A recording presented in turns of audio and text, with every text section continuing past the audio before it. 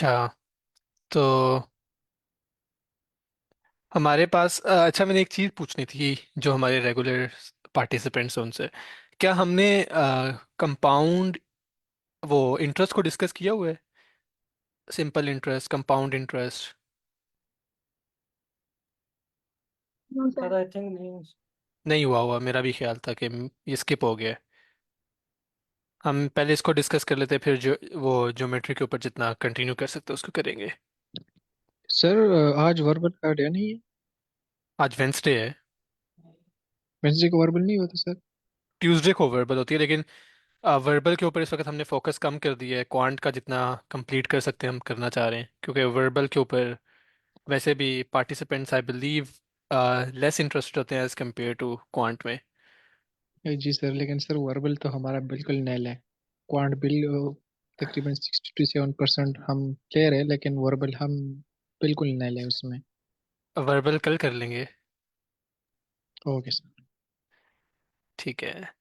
क्योंकि हमारे पास ना वर्बल के अंदर चीज़ें कम है और क्वांट के अंदर चीज़ें बहुत ज़्यादा है। फॉर इंस्टेंस, अगर हमारे पास क्वांट के अंदर अभी भी रहता है, ज्योमेट्री रहती है हमारी। डेटा सेक्शन ऑलमोस्ट हमने कवर कर लिया था। ज्योमेट्री तकरीबन सारी ही रहती है, बिल्कुल बेसिक्स डिस्कस हुई होंगी। और हमारे पास अलजबरा के अंदर में जो नोटिस कर रहा था, हमारे पास इंटरेस्ट रह गया है। वर्क रिलेटेड प्रॉब्लम्स रह गई हैं। वर्क प्रॉब्लम्स रह गई हैं। उसके बाद कुछ मिक्सचर प्रॉब्लम्स भी रह गई हैं हमारी। इन सारों को डिस्कस करने, उसके बाद ज्योमेट्री तो हम कर ही रहे हैं। तो आज हम पहले इंटरेस्ट से स्टार्ट करेंगे, उसके बाद हम मूव करेंगे। Wait a second. Okay, basically interest का आपको आइडिया है इंटरेस्ट होता क्या है?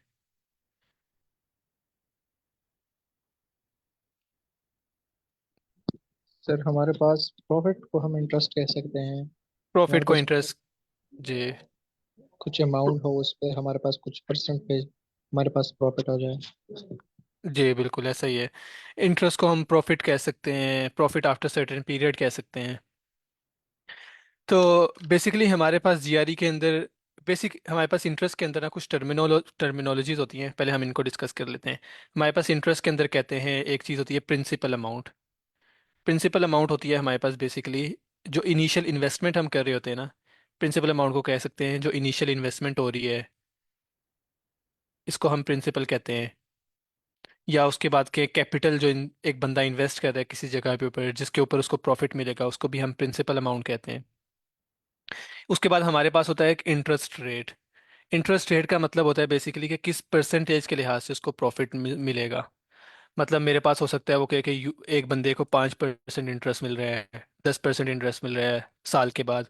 और इंटरेस्ट ये सिमिलर है उस तरह, जैसे अगर हम कहते हैं कि पाकिस्तान ने इंटरनेशनल लोन लिया है, उसके ऊपर 10% एनुअल इंटरेस्ट है। इस परसेंट जो टोटल अमाउंट है, उस उतना पाकिस्तान ड्यू करेगा। लेट्स से इनिशियली अगर वो उसके पास इनिशियली पाकिस्तान ने 50 रुपये कर्जा लिया है, फर्ज करें। और साल के बाद 1% इसके ऊपर इंटरेस्ट रेट है, इसका मतलब है एक साल के बाद पाकिस्तान ने जो अमाउंट देनी है वो 51 देनी है।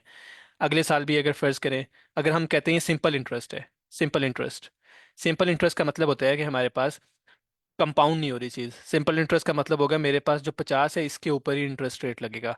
अब 51 के ऊपर इंटरेस्ट नहीं लगेगा। इनिशियल जो अमाउंट है उसी के ऊपर इंटरेस्ट होगा। अब अगर पहले साल हो जाएगा मेरे पास, मैंने 51 देना होगा, दूसरे साल होगा मेरे पास एक और जो मेरी अमाउंट बनती है वो $1 बनती है, तो 52 हो जाएगा, अगले साल 53 हो जाएगा। So on and so fourth. लेकिन हमारे पास ना एक और टाइप होती है इंटरेस्ट की, जिसको हम कहते हैं compound interest. Compound interest basically ये होता है कि आपके पास फर्ज करें जो इनिशियल इन्वेस्टमेंट है, लेट्स से 50 की अगर एग्जांपल लें, एक साल के बाद इसके ऊपर जो मैंने कहा था, अगर इसके ऊपर मैं कहता हूँ कि 1% इंटरेस्ट रेट है, एक साल बाद इसकी अमाउंट क्या होगी? या 2% करें, चलें 2%, 1% 0.5 बन जाता है। 2% करें तो बनता है $1। या फर्ज करें $1 में अमाउंट थी, ऐसा ही है, $1 बनेगा ये। जी सर। इंटरेस्ट $1 बनेगा, लेकिन टोटल अमाउंट कितनी बनेगी? 51। टोटल अमाउंट बन जाएगी $51। अब कंपाउंड कंपाउंड इंटरेस्ट में क्या होता है? जो हमारे पास सिंपल इंटरेस्ट था उसके अंदर तो हम जो इनिशियल अमाउंट थी उसी के ऊपर इंटरेस्ट कैलकुलेट करे थे 1% या 2%, 2%, 2%। लेकिन हमारे पास कंपाउंड इंटरेस्ट में क्या होता है, जो नई अमाउंट आती है ना इसके ऊपर इंटरेस्ट लगता है। जैसे अब मेरे पास अगर फर्ज करें मैंने, ये फर्स्ट ईयर था, अब सेकंड ईयर में मैंने अगर बताना है ना कि एक बंदे के ऊपर कितने चार्जेस ड्यू हुए, तो मैं क्या करूंगा, मैं इस अमाउंट के ऊपर 2% लूंगा। इस अमाउंट के ऊपर 2% कितना बनेगा, अगर हम इसके ऊपर कैलकुलेट कर लें, 51 इंटू 0.1, तो ये बन जाता है 56.1। सॉरी, गलत कर दिए।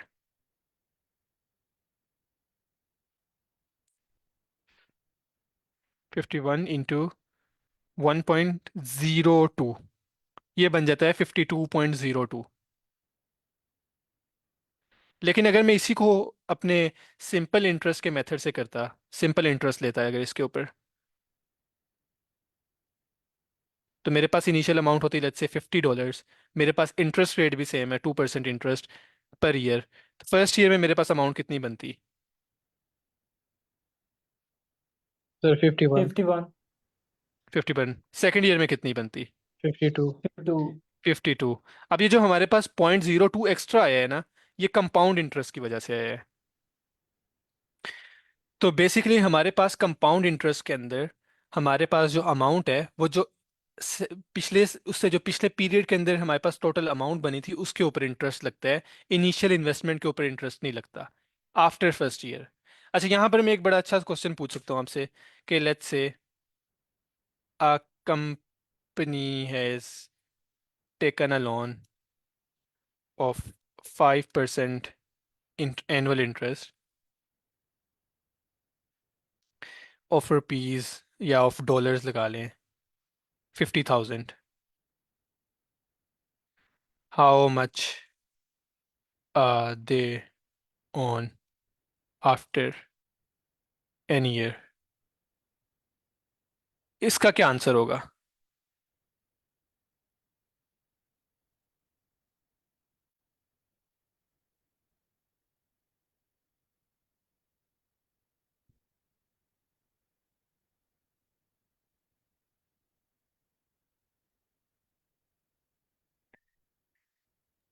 जल्दी जल्दी करना है आज हमने काम।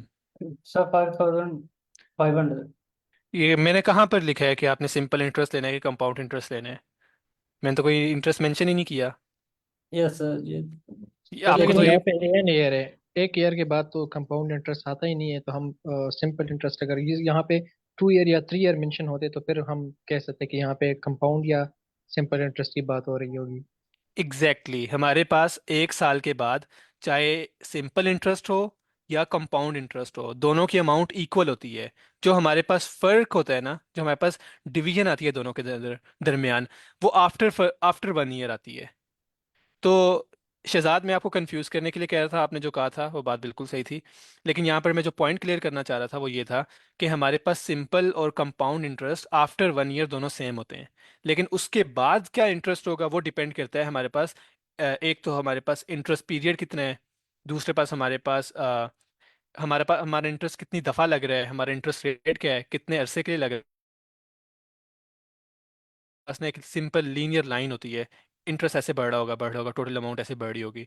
लेकिन कंपाउंड क्या होता है, कंपाउंड के अंदर हमारे पास चीज़ें एकदम यकदम बढ़ना शुरू हो जाती हैं। इस तरह का ट्रेंड होता है। हम इसकी कुछ प्रॉब्लम्स करते हैं क्विकली, फिर हम फर्दर मूव कर लेंगे। ये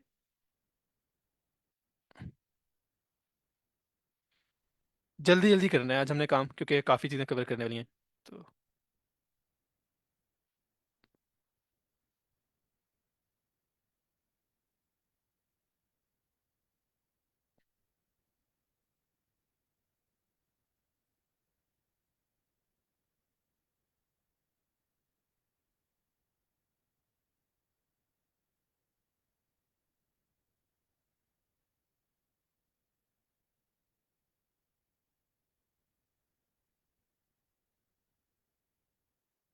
ओके, आपने अपने पे ट्राई किया इसको? कायद सर एहतिशाम।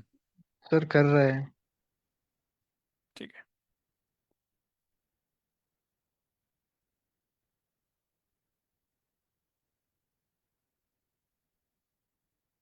सर लेकिन यहाँ पे जिस तरह आपने बात की कि सिंपल इंटरेस्ट और कंपाउंड इंटरेस्ट की बात हो रही है, तो इस सिनेरियो में हम क्या एज्यूम करेंगे कि हम सिंपल इंटरेस्ट को फाइंड करें या कंपाउंड को? ये यहाँ पे मेंशन है, simple annual interest. Oh, thank you.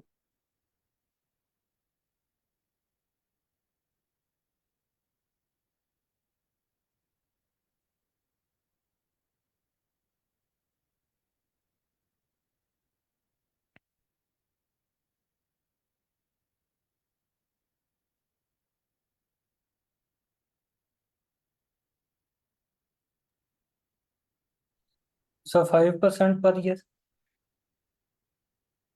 5% per year, exactly. अच्छा, बेसिकली ना हमारे पास इनको इन प्रॉब्लम्स को सॉल्व करने के ना दो तरीके होते हैं। एक तो होता है फार्मूला यूज़ कर लें। फार्मूला पर्सनली मैं उसको इस्तेमाल नहीं करता, लेकिन जो सिंपल इंटरेस्ट का फार्मूला होता है और कंपाउंड इंटरेस्ट का फार्मूला होता है वो एक दफ़ा लिख लेते हैं। बेसिकली जो हम इंट्यूटिवली कर रहे होते हैं वो भी फार्मूला को यूज़ कर रहे होते हैं, लेकिन वो जो जिस अप्रोच से हम फार्मूला तक पहुंचना थोड़ा इंट्यूटिव होता है।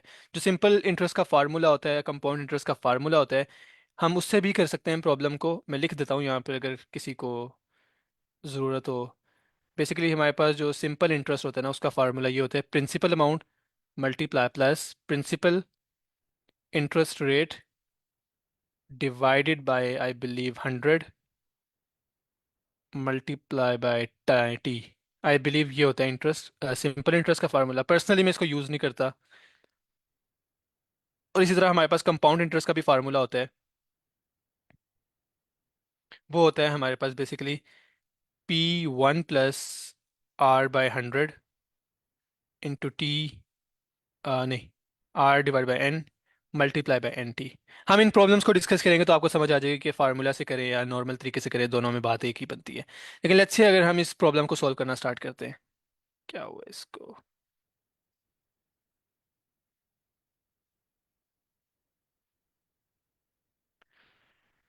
इन्होंने हमें इंफॉर्मेशन दी हुई है, a man invest 3000 at a bank that offer certain simple annual interest.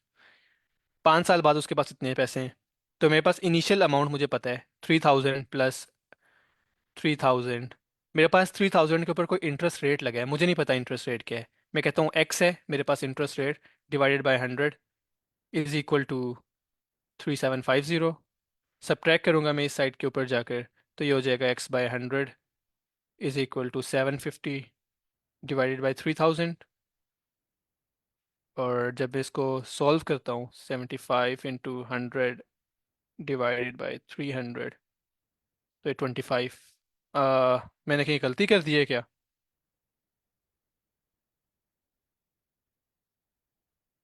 क्योंकि इसका आंसर आना चाहिए हमारे पास 5%, तो 25% आ गया है। चल, तो 5 ईयर के लिए 25%, तो 5 5 इकट्ठा करके इक्वली 25 आता है। इस तरह ठीक है। और नहीं, मैं इसको सोल्व देखता हूँ मैंने कहाँ गलती की है, कोई गलती हुई है मेरे से।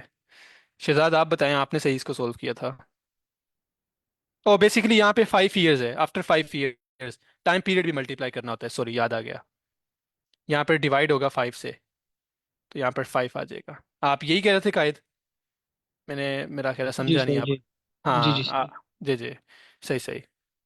तो बेसिकली इसको इस तरह सॉल्व करना है। असल जो अब हम सॉल्व करेंगे, सिंपल इंटरेस्ट काफ़ी आसान है सॉल्व करना। हम कंपाउंड इंटरेस्ट की तरफ डायरेक्ट आते हैं। लेट्स से मैं आपको सिंपल प्रॉब्लम देता हूँ कंपाउंड इंटरेस्ट की, और इसके बाद एक दो हम चैलेंजिंग प्रॉब्लम करेंगे, और उसके बाद हम ज्योमेट्री के ऊपर मूव कर जाएंगे। टेक अराउंड 1 मिनट, उसके बाद हम इसको डिस्कस करते हैं।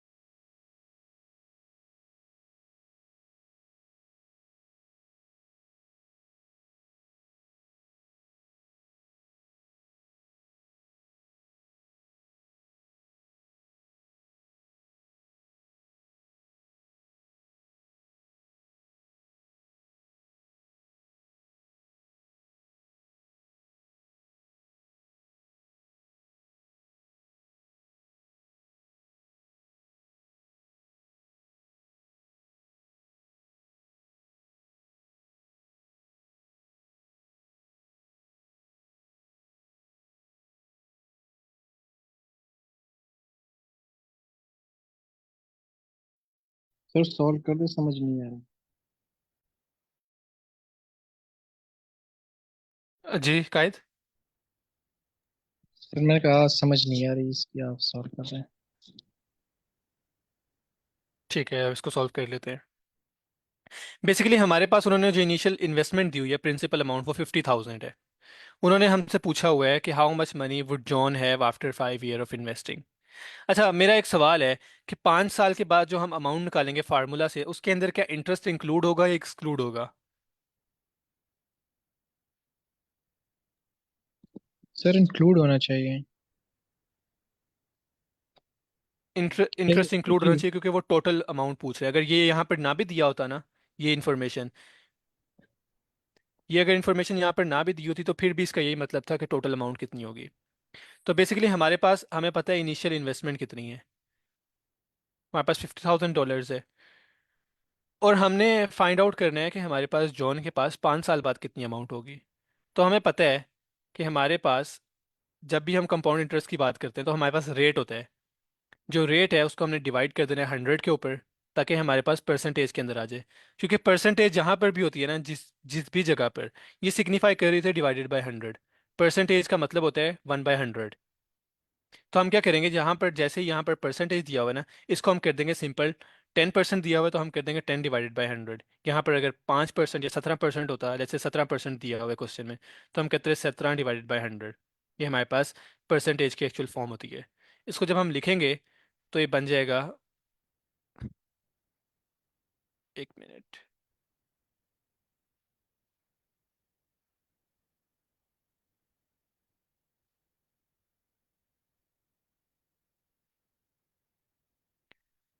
हम्म।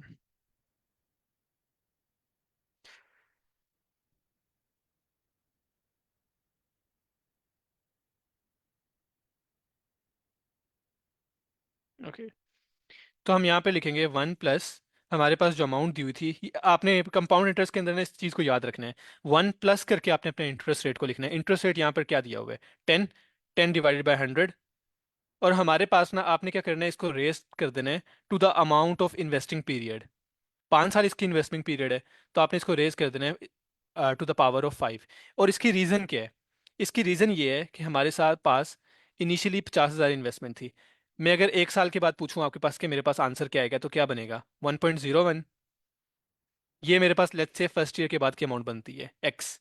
अगर मैं पूछूं कि सेकंड ईयर के बाद मेरे पास अमाउंट क्या होगी, तो क्या करेंगे हम? एक्स को मल्टीप्लाई कर देंगे 1.01 से। ऐसा ही है।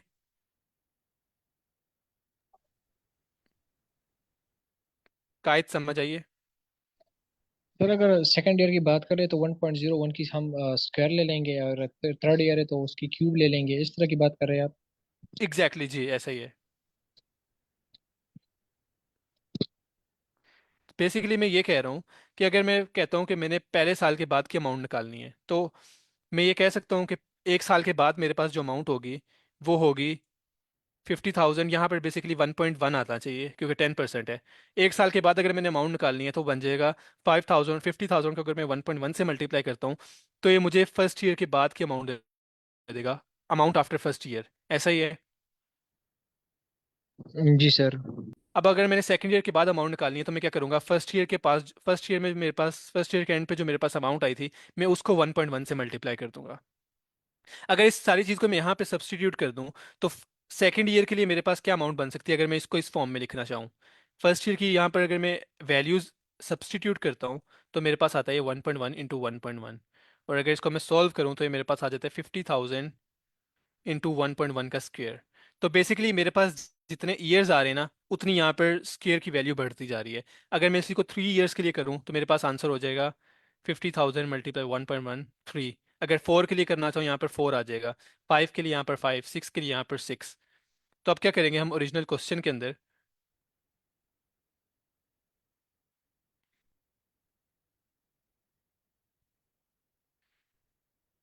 मेरा एक जो सॉफ्टवेयर है मसला कर रहा है, इरेज नहीं करने दे रहा, तो थोड़ा इसमें टाइम वेस्ट होगा। लेकिन लेट्स से एनीवेज। अच्छा, तो हमारे पास ये क्वेश्चन था।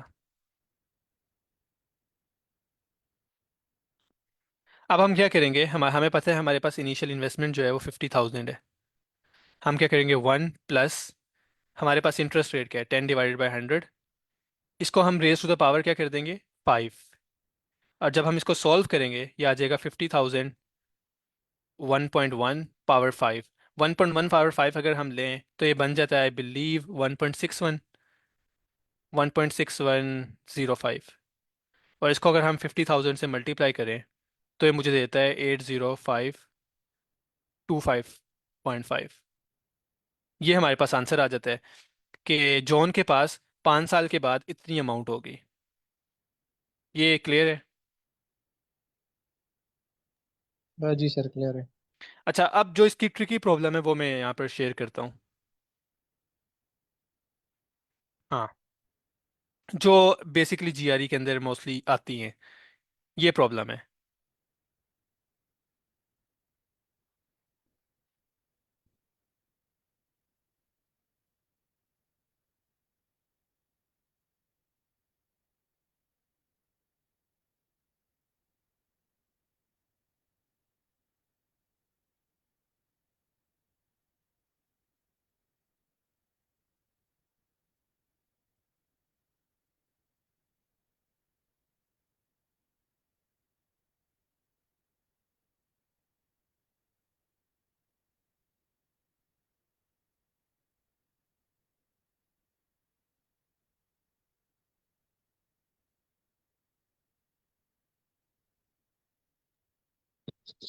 Sir 2% rate compounded semi annual, तो फुल जी। एनुअल का हम 4% लेंगे यहाँ पे। जो हमारे पास इंटरेस्ट होता है ना वो हमेशा एनुअली दिया होता है। तो कंपाउंडेड सेमी एनुअल का यहाँ हम क्या ले सकते हैं, मतलब क्या मतलब ले आ, सकते हैं? चलिए इसको हम डिस्कस करते हैं। बेसिकली वो कह रहे हैं कि हमारे पास ना एक साल का जो इंटरेस्ट है ना वो 2% है। लेकिन हमारे पास जो कंपाउंडिंग हो रही है ना वो हर साल में 2 दफ़ा हो रही है। मतलब एक फर्स्ट मंथ में होगी, एक हमारे पास 6th मंथ में होगी, इसी तरह 12th मंथ में होगी। यहाँ पर हमारे पास ईयर स्टार्ट हो रहे हैं, 6 महीने बाद एक कंपाउंडिंग होगी, और एक कंपाउंडिंग होगी हमारे पास 12वें महीने में। यहाँ तक क्लियर है?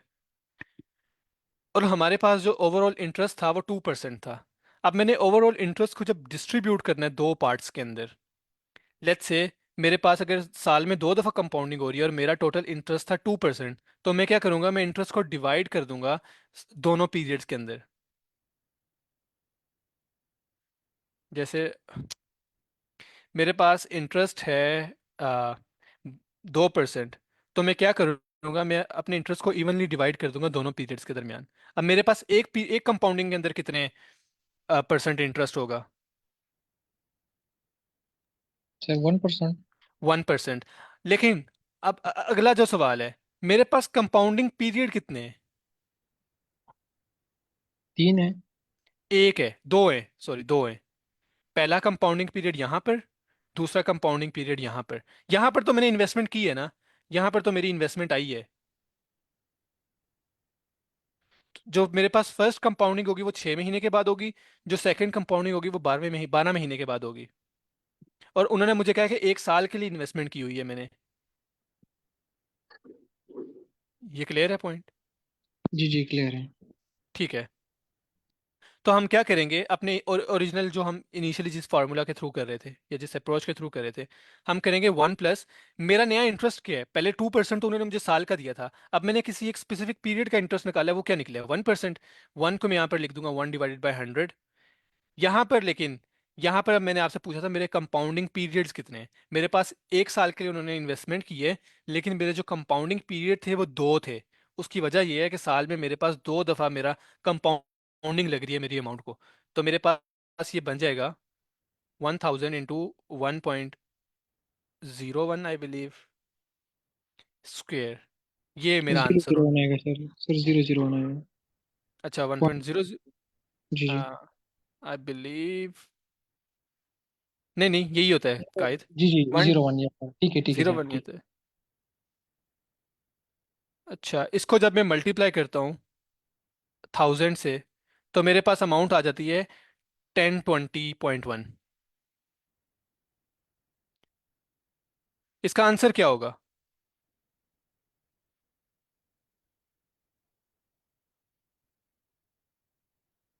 जी शहजाद, कायद, सायरा, आसिफ। सर हल कर रहे हैं। सर इसका 11,000 कुछ होता है आई थिंक। 11 से ज्यादा, 11 या 12। अच्छा, आप बताएं इसका आंसर होगा क्या, कोई भी अमाउंट बता दें जो आपके आपका आंसर है। Okay sir, 1 minute. हाँ, ले लें टाइम।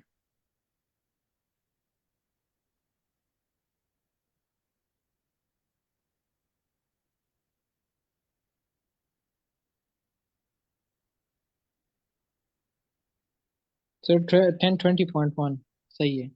1020 इसका आंसर क्या है, यही है? जी जी जी ठीक है। नहीं ना, यही तो मैं आपको पॉइंट प्रूव करना चाहता। क्वेश्चन के अंदर उसने पूछा हुआ है how much interest is earned.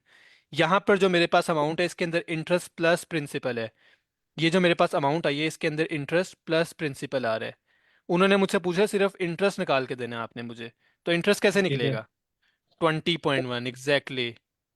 हम क्या करेंगे, हमारे पास जो अमाउंट आई है उसमें से माइनस कर देंगे जो प्रिंसिपल है उसको। तो हमारे पास क्या आंसर आएगा फिर? 20.1। Okay sir. मतलब पॉइंट क्लियर इंटरेस्ट है? की सिर्फ, ये इंटरेस्ट की सिर्फ हमने जी जी। इंटरेस्ट फाइंड करना है, उसकी परसेंटेज नहीं फाइंड करनी। नहीं नहीं, हमने इंटरेस्ट फाइंड करना है कि हमारे पास जो फिर से प्रिंसिपल अमाउंट सब्ट्रैक्ट करके बतानी है।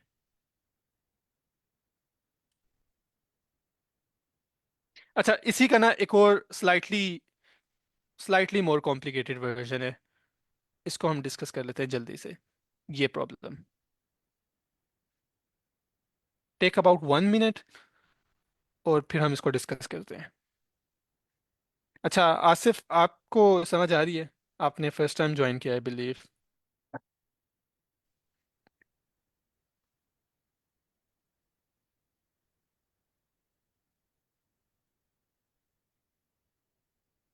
ओके।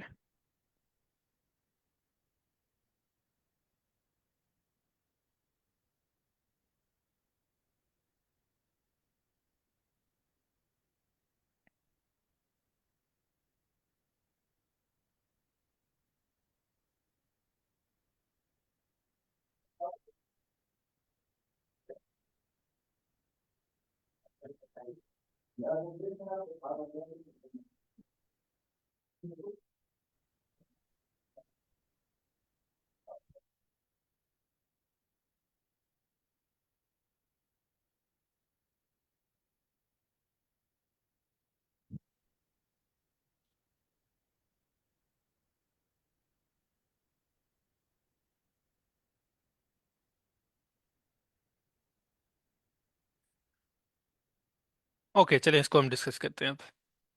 आप में से किसी ने अपने एंड पे इसको सॉल्व किया है? क्या आंसर बना है?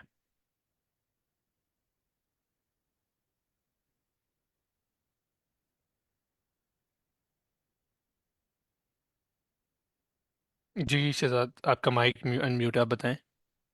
सर तभी कर रहे हैं।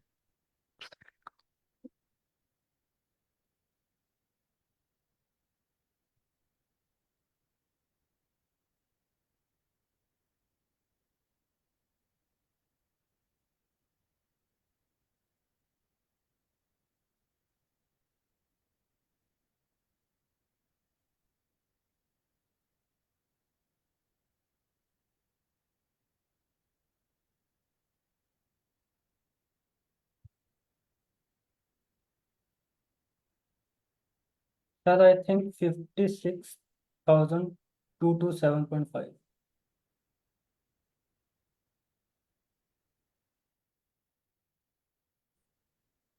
चलें डिस्कस कर लेते हैं। आपका और सर इख्तिशाम का आंसर सेम आया है, लेकिन ये आंसर नहीं है। इसको हम डिस्कस कर लेते हैं, क्या रीज़न हो सॉरी सकती है।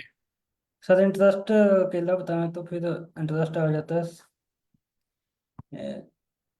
5,000। नहीं, ओके। हाउ मच मनी, उन्होंने टोटल अमाउंट पूछी है, how much money, much money. Principal plus interest. Okay, तो फिर यही आता है 56,227 डिस्कस फाइव। कर डिस्कस करते हैं। अच्छा बेसिकली हमारे पास 10% इंटरेस्ट है, जो कि हमारे पास दो पीरियड्स हैं। उन्होंने कहा कि कंपाउंडेड सेमी एनुअली, इसका मतलब है साल में 2 दफ़ा कंपाउंड होगा। तो हम इसको डिवाइड कर देंगे 5% और 5% के अंदर। उसके बाद हमें पता है कि हमारे पास, अच्छा मुझे समझ आ गया आपने क्या गलती की है, हमारे पास इंटरेस्ट पीरियड कितने बनेंगे, कंपाउंडिंग पीरियड कितने बनेंगे? सॉरी सर, 4 बनेंगे। कंपाउंडिंग पीरियड 4 बनेंगे। मैंने 2 लिए। 2 लिए, एग्जैक्टली आपकी यही गलती थी। पहला पीरियड ये, दूसरा पीरियड ये, 2। ये पहले साल के थे, अगले साल के भी इसी तरह हमारे पास 2 पीरियड्स होंगे। ये तीसरा कंपाउंडिंग पीरियड, ये चौथा कंपाउंडिंग पीरियड। तो हमारे पास फार्मूला की फॉर्म क्या बन जाएगी? 51,001 प्लस, मेरे पास इंटरेस्ट रेट क्या है एक पीरियड का, 5%। 5 डिवाइडेड बाय 100। और कंपाउंडिंग पीरियड कितने हैं? 4 है मेरे पास कंपाउंडिंग पीरियड। फिर जब मैं इसको सॉल्व करूंगा तो ये बन जाएगा 1.05 पावर 4। और जब मैं इसको लेता हूँ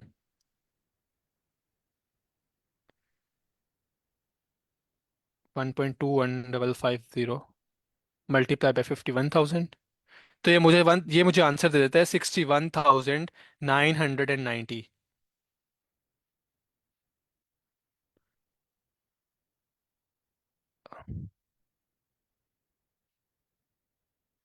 नहीं नहीं सर, यहाँ पर जब भी लिखा है ना सर इख्तिशाम, कि कंपाउंडेड सेमी एनुअली या कंपाउंडेड क्वार्टरली, चलें इसी क्वेश्चन को ना हम थोड़ा सा चेंज करते हैं, थोड़ा सा चेंज करते हैं, ताकि ये जो कॉन्सेप्ट है ये फर्दर होनी न हो जाए। अब मैं यही क्वेश्चन दे रहा हूँ, लेकिन मैं एक चीज़ चेंज करता हूँ। मैं कहता हूँ कि यहाँ पर कंपाउंडेड सेमी एनुअली नहीं है, कंपाउंडेड क्वार्टरली। क्वार्टरली। अब क्या इसका आंसर होगा?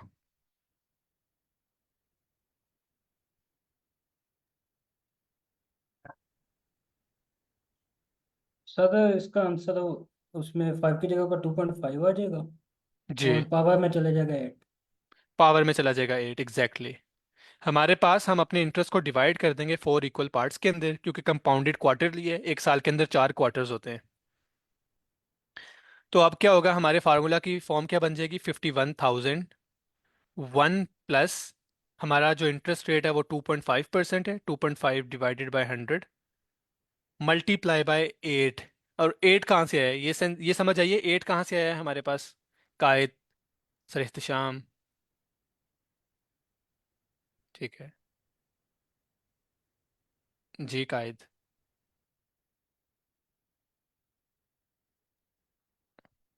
कायद आपकी आवाज़ नहीं आ रही। चलें, मैं फिर यही अज्यूम करता हूँ कि आपको समझ आ गई है। जी सर, का सर इख्तिशाम ऐसे ही एग्जैक्टली। मेरी आवाज आ रही है? जी जी, अब आ गई है। हाँ, सर मैं समझ गया, मैं कह रहा था लेकिन आई थिंक मेरा आवाज। ठीक है, कोई मसला नहीं। तो बेसिकली हमारे पास जीआरई के अंदर जो कंपाउंड इंटरेस्ट और एनुअल इंटरेस्ट की प्रॉब्लम्स आती है ना, वो इसी चीज़ के अराउंड रिवॉल्व कर रही होती हैं। तो अगर आपको ये चीज़ें समझ आ गई हैं तो कंपाउंड इंटरेस्ट और सिंपल इंटरेस्ट की जो प्रॉब्लम्स हैं वो आप होपफुली उनको सही कर लेंगे।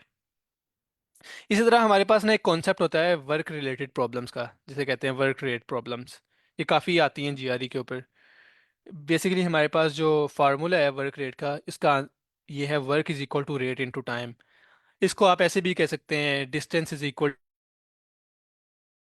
टाइम, जो हमने डिस्टेंस फार्मूला पढ़ा होगा 9th या 10th क्लास के अंदर। Thank you sir Ehtesham. Hopefully कि असल चीज़ तो मैटर करती है कि हम एक्चुअल एग्ज़ाम के अंदर इनको सही करके आएँ, और होपफुली आप करके आएंगे। अच्छा, बेसिकली हमारे पास जो वर्क रिलेटेड प्रॉब्लम्स और डिस्टेंस रिलेटेड प्रॉब्लम्स है ना, ये सेम ही चीज़ है। डिस्टेंस भी बेसिकली स्पीड इनटू टाइम है, स्पीड बेसिकली रेट होता है। तो हम सिर्फ एक ही फार्मूला याद रखेंगे और इसी से सारी प्रॉब्लम्स को सॉल्व करेंगे।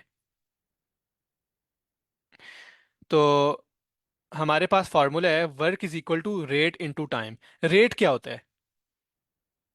टाइम तो चलें पता है, हमारे पास टाइम होता है एक्चुअल टाइम। वर्क होता है जो वर्क डन होता है, काम किया गया है, जो जो काम किया है। ये रेट क्या होता है? सर 1 यूनिट ऑफ टाइम में जितना काम हो रहा है उससे रेट करते किसी यूनिट ऑफ टाइम के अंदर हम कितना प्रोड्यूस कर रहे हैं, exactly. Rate of change sir वो बड़ा स्पेसिफिक हो जाता है स्पीड के लिहाज से, लेकिन हम इन जनरल अगर लेना चाहें ना, रेट क्या होता है? तो रेट होता है किसी यूनिट टाइम के अंदर, अगर एक कितना वर्क प्रोड्यूस हुआ है। अगर फर्ज करें मैं इसी फार्मूला को ऐसे लिखता हूँ ना, R = W/T। रेट मुझे ये बताता है कि पर यूनिट ऑफ टाइम मैंने कितना वर्क डन किया है। ठीक है। GRE जो इसके अगेंस्ट प्रॉब्लम्स देता है, ऑल्दो मैंने काफ़ी सिंपल सी प्रॉब्लम्स लाई हैं आज, टाइम शॉर्ट था थोड़ा सा मेरे पास, लेकिन ये फिर भी क्लियर करती हैं एसेंस। आप इनको देखें, इस प्रॉब्लम को, ये एग्जैक्टली इसी फार्मूला से सॉल्व होगी। Work = rate into time.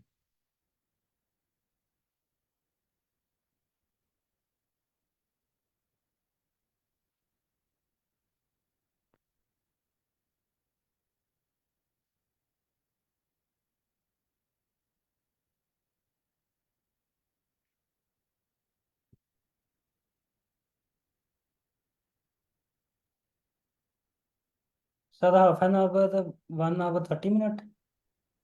हाँ जी।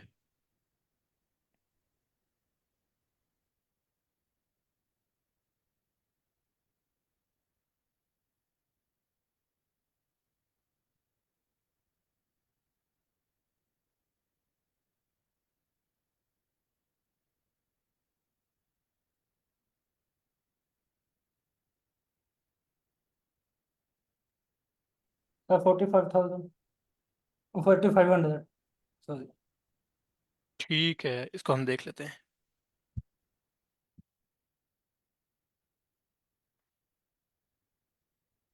तो बेसिकली अगर हम देखें, हमारे पास वर्क डन के है इसके अंदर, जो पेजेस प्रिंट हुए हैं ये हमारे पास वर्क डन है, और हमारे पास टाइम ये है। उन्होंने हमसे पूछा हुआ है कि हम हाफ एन आवर के अंदर कितना काम कर सकते हैं, कितने पेजेस बना सकते हैं। हाफ एन आवर के अंदर फाइंड आउट करने के लिए पहले मुझे ये तो पता होना कि पर मिनट में कितने पेजेस को प्रिंट कर रहा हूँ। पर मिनट पेजेस फाइंड आउट करने के लिए मैं क्या करूँगा, मेरे पास जो फर्स्ट पैराग्राफ, फर्स्ट सेंटेंस के अंदर इंफॉर्मेशन है, इसके अंदर से हम निकाल लेंगे पर मिनट रेट। फर्स्ट करें, वो कह रहे हैं कि 300 पेजेस हम लोग निकाल रहे हैं, बना रहे हैं इन 6 मिनट्स। तो मेरे पास रेट क्या होगा, 300 pages divided by 6 minutes. Basically जब मैं इसको सॉल्व करता हूँ तो ये मेरे पास आ जाता है पर मिनट, मेरे पास 50 पेजेस पर मिनट मेरा रेट है। अब अगर मैं फाइंड आउट करना चाहता हूँ मैं आधे घंटे के अंदर कितना काम करूंगा, मेरे आधे घंटे के अंदर कितने पेजेस प्रिंट होंगे, तो मैं क्या करूंगा, मैं रेट को मल्टीप्लाई कर दूंगा, जो मेरे पास पर मिनट रेट है, pages divided by minutes multiply by 30 minutes.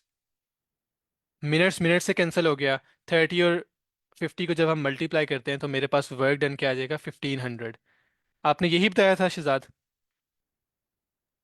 Sir मैंने 90 मिनट लिया था, आपसे पूछा भी था कि half an hour 1 minute, 1 hour 30 minute.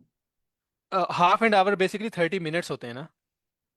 Okay. मैंने कि बेसिकली मुझे लगा आप पूछ रहे हैं कि क्या एक घंटे के अंदर आधे घंटे में 30 मिनट है, मैंने कहा था हाँ 30 मिनट। ये चीज़ क्लियर है आपको। यस। अच्छा, यहाँ पर ही ना एक और कॉन्सेप्ट होता है, तो एक और हम इसकी प्रॉब्लम कर लेते हैं, उससे पहले हम फिर हम डिस्कस करेंगे उस चीज़ को, ये प्रॉब्लम।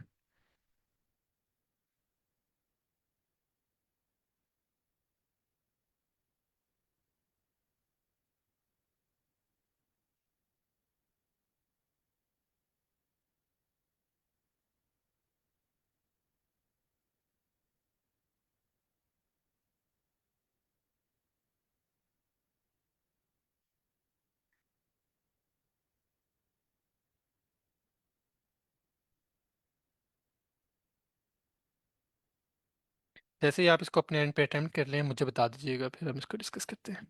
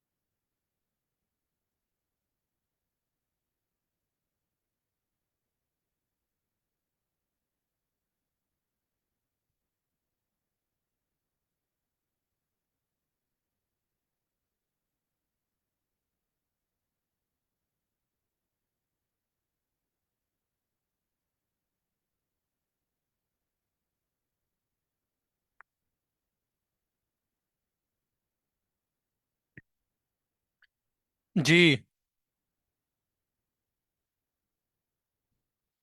यहाँ पर पता है क्या हो रहा है इस प्रॉब्लम के अंदर। जीआरई हमारे मल्टीपल कॉन्सेप्ट्स को कंबाइन कर रहे हैं।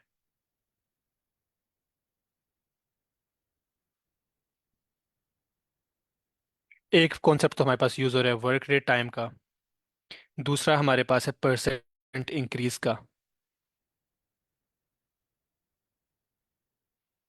तो किसी ने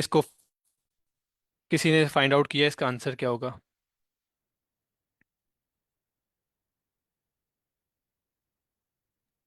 चलिए इसको अब हम डिस्कस कर लेते हैं। बेसिकली वो कह रहे हैं कि थॉमसन ने ना 4 क्रूड पेंटिंग्स कंप्लीट कर लिए 15 मिनट के अंदर, और उसका गोल था 20 क्रूड पेंटिंग्स को पेंट करना 1 घंटे के अंदर। अब 20 में से उसने 4 बना लिए हैं, पीछे कितनी रहती हैं? 16 रहती हैं। उसने 16 बनानी है। अब वो कह रहा है कि 16 बनाने के लिए उसको अपना रेट कितना इंक्रीज करना चाहिए कि 45 मिनट के अंदर उसकी बाकी सारी पेंटिंग्स बन जाएं। बेसिक क्वेश्चन ये है। तो इस क्वेश्चन के दो पार्ट हैं, इसको हम पहले ब्रेक करते हैं, फिर फर्दर इसको सॉल्व करेंगे। जब भी कोई आपके पास इतनी ये लंबी स्टेटमेंट लिखी आए ना, इसको ब्रेक किया करें हमेशा। हमेशा ब्रेक करना है इसको। उसके बाद स्टेप बाय स्टेप सॉल्व करेंगे ताकि चीज़ें ईजी हो जाएंगी। जैसे उसने यहाँ पे कहा हुआ, Thomson completed 4 crude paintings in 15 minutes. अब मैं कहता हूँ कि अच्छा यार, थॉमसन का रेट क्या था इनिशियल? अगर मैं इनिशियल रेट फाइंड आउट करना चाहता हूँ तो वो क्या होगा? मुझे पता है वर्क रेट फार्मूला से कि वर्क मेरे पास होता है जो हमें दिया हुआ है 4 पेंटिंग्स। मुझे रेट का नहीं पता, मैंने रेट ही फाइंड आउट करना है, और मेरे पास उन्होंने टाइम दिया हुआ है 15 मिनट्स। तो मैं यहाँ से अगर रेट निकालना चाहूँ तो मेरे पास रेट हो जाएगा 4 पेंटिंग डिवाइडेड बाई 15 मिनट्स। इसका मतलब है जोन्स, ये जो हमारे पास बंदा है थॉमसन, ये 4 पेंटिंग्स कंप्लीट कर रहा है एवरी 15 मिनट्स। लेकिन अगर हम इसी स्पीड से कंटिन्यू करें, लेट्स से अगर मैं इसी स्पीड से कंटिन्यू करता हूँ, 4 4 4, तो अगले पेयर भी मेरे पास, अगले 15 मिनट में भी मेरे पास 4 पेंटिंग्स बन जाएंगी। उससे अगले मिनट में भी मेरे पास 4 पेंटिंग्स बन जाएंगी। फिर मेरे पास 4 पेंटिंग्स बन जाएंगी। ये मेरे पास घंटा पूरा हो गया। 15 मिनट प्लस 15 मिनट, आधा घंटा। 45 मिनट्स, 1 आवर। लेकिन 1 घंटे के अंदर इस तरह जॉन बनाता है 16 पेंटिंग्स। हमारा टारगेट क्या है? हमारा टारगेट ये है कि हमने 20 पेंटिंग्स बनानी है। तो क्वेश्चन मुझसे पूछता है कि अगले 45 मिनट के अंदर जॉन अपना रेट कितना परसेंट इंक्रीज करे कि वो बाकी जो रिमेनिंग 16 पेंटिंग्स है वो बना सके। तो इसके लिए हम क्या करेंगे? हम कहते हैं कि अच्छा, उसने 4 पेंटिंग्स तो बना ली हैं, हमारे पास पीछे कितनी रहती हैं? पीछे हमारे पास रहती हैं 16 पेंटिंग्स। और हमारे पास टाइम कितना रहता है? हमारे पास टाइम रहता है 45 मिनट।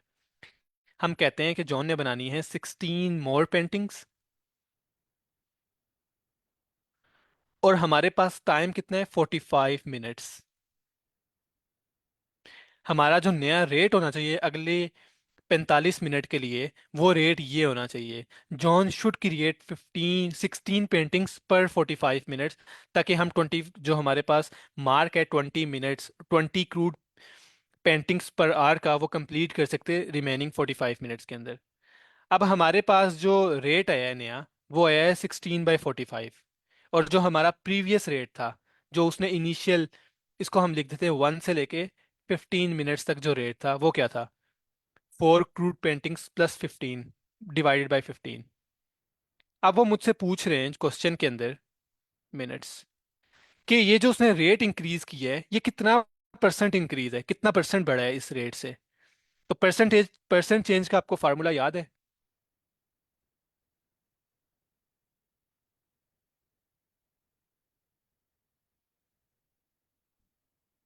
शहजाद, कायद,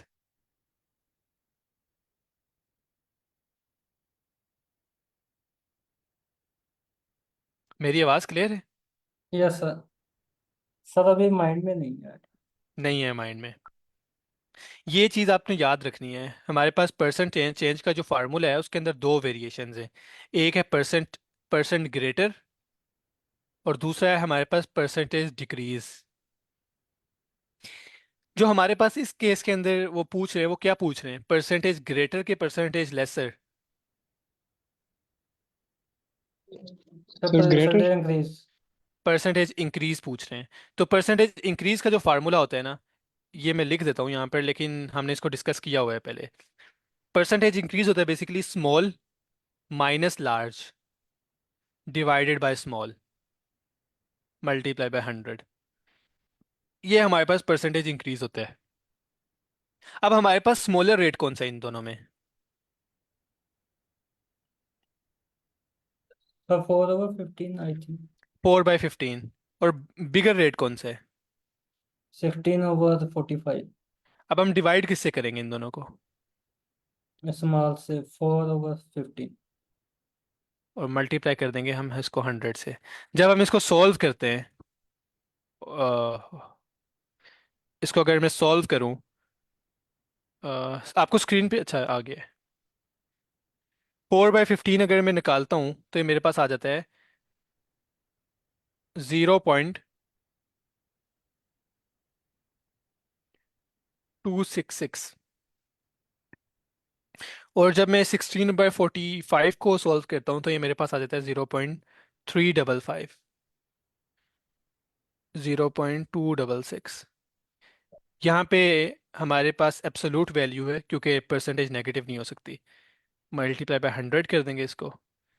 जब मैं इसको फर्दर सॉल्व करता हूँ, 0.355 माइनस 0.266, ये मेरे पास आ जाता है 0.08। 0.0889 डिवाइड बाय 0.266 मल्टीप्लाई बाय 100।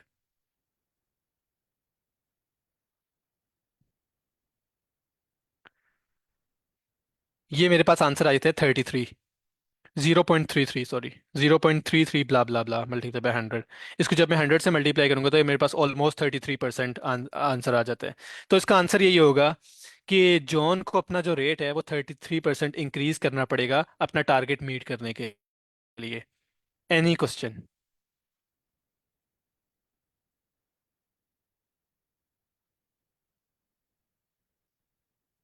कायद?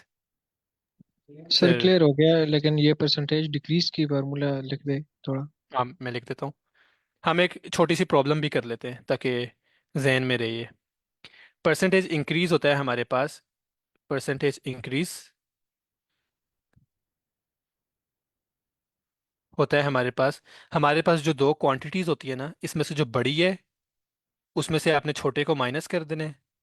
और आपने डिवाइड करना है। ऊपर वाली चीज ना सेम रहेगी, ऊपर वाली चीज को आपने कोई इतना ध्यान नहीं देना। जो नीचे है ना, असल में नीचे मैटर करती है। जब हम परसेंटेज इंक्रीज कर रहे होंगे तो हम डिवाइड करेंगे स्मॉल से। जब हम परसेंटेज डिक्रीज कर रहे होंगे, हमारे पास ऊपर वाली चीज तो सेम रहेगी, लेकिन हमारे पास जो डिनोमिनेटर आएगा वो लार्ज आ जाएगा। क्लियर है? जी सर क्लियर हो गया। ठीक है। अच्छा, अब हम जाते हैं ज्योमेट्री के ऊपर। ये दो तीन चीज़ें रह गई थी जो मुझे लगा डिस्कस करना ज़रूरी है क्योंकि एग्ज़ाम में काफ़ी आती हैं। कल कितना डिस्कस कर लिया था उसको, ज्योमेट्री को? ट्रायंगल्स डिस्कस कर ली थी। सर मिक्स अप हो गए थे, जिस तरह हमारे पास कौन सी लाइन बड़ी होगी अगर हमारे पास एक क्रॉस एंगल्स होते हैं, एडजेसेंट एंगल्स हो गए हमारे पास। ट्रायंगल में हमारे पास जो अपोजिट साइड होती है एंगल की, ग्रेटर एंगल की, तो वो बड़ी होगी। ये जनरल डिस्कशन हुई थी। अच्छा, ट्रायंगल की हमने टाइप्स कर ली थी डिस्कस। No sir. अच्छा। अच्छा, पहले एक ये सिंपल प्रॉब्लम है जो आपने बात की है, ऑपोजिट साइड बड़ी होती है। ये क्वेश्चन है मेरे पास, ये ट्राई करें आप।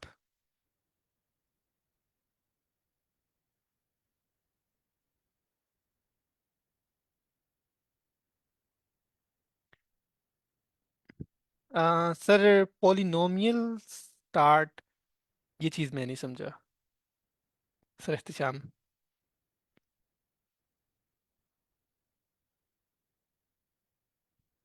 Polygons, okay okay.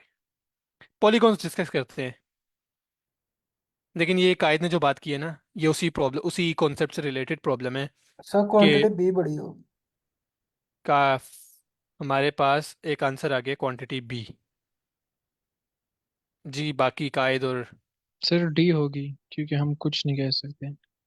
डी हो गए। चलें। बेसिकली कायद हम इसमें बहुत कुछ कह सकते हैं। अगर हमें पता है ना हमारे पास ऑपोजिट साइड्स, हमने कहा था कि ऑपोजिट साइड के जो angle opposite to the largest side वो सबसे बड़ा होता है। लेकिन अगर अगर मेरे पास दोनों साइड्स इक्वल हो जाएं तो मैं क्या ये नहीं बता सकता मेरे पास ये एंगल कितना होगा। फर्ज करें ये साइड है 7 और इसका जो ऑपोजिट एंगल है वो 70 डिग्री है। जो साइड 7 है एक और, उसका एंगल कितना होगा? वो भी 70 होगा। वो भी 70 होगा। और विद इन अ ट्राइंगल मेरे पास मैक्सिमम कितना एंगल हो सकता है? 180। 180। अगर 180 में से मैं माइनस कर दूं 140 तो मेरे पास थर्ड एंगल भी आ जाएगा। थर्ड एंगल मेरे पास क्या आता है? 40। 40। तो इससे क्या मैं डिड्यूस कर सकता हूँ? मेरे पास एक्स क्या होगा? ये एक्स है। सर तो इस ये तो मैंने भी सॉल्व कर दिया, लेकिन इस केस में हम कुछ नहीं कह सकते कि हमारे पास क्यों? एक्स आती है और बी तो हमारे पास 50 है, और हमने एक्स फाइंड करना है तो एक्स तो 40 है, 40 इसमें नहीं है। कहाँ पर नहीं है कायद? नो सर, जब हमने क्वेश्चन सॉल्व कर दिया तो एक्स की वैल्यू हमारे पास 40 आ गई, लेकिन हमारे पास ऑप्शंस में 40 नहीं है, तो हम इस नहीं, केस में। जी। ये क्वांटिटेटिव कंपैरिजन का क्वेश्चन है ना। हमारे पास इसके अंदर चार ऑप्शंस होती हैं, ए बी सी डी। ए का मतलब होता है क्वांटिटी ए बड़ी है। बी का मतलब होता है क्वांटिटी बी बड़ी है। सी का मतलब होता है दोनों का आंसर इक्वल है। डी का मतलब होता है कभी ए बड़ा हो रहा है कभी बी बड़ा हो रहा है, कोई रिलेशन नहीं है। Okay sir. अच्छा, इसी कॉन्सेप्ट के ऊपर है फर्दर ये वाला कॉन्सेप्ट, ये वाला क्वेश्चन। ये देखें।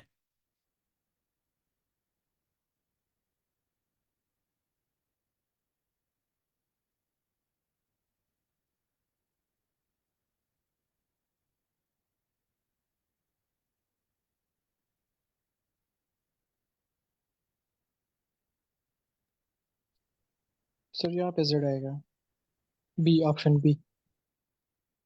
Sir option B. Option B. Option B. मेरा ख्याल है ये चीज़ डिस्कस हो गई हुई है, इसमें कोई मसला नहीं हो रहा, बिल्कुल सही आप लोगों जी ने सर। बात की है। जी सर, ये डिस्कस हुई है। हम लोग ट्राइंगल्स को डिस्कस करना स्टार्ट कर लेते हैं।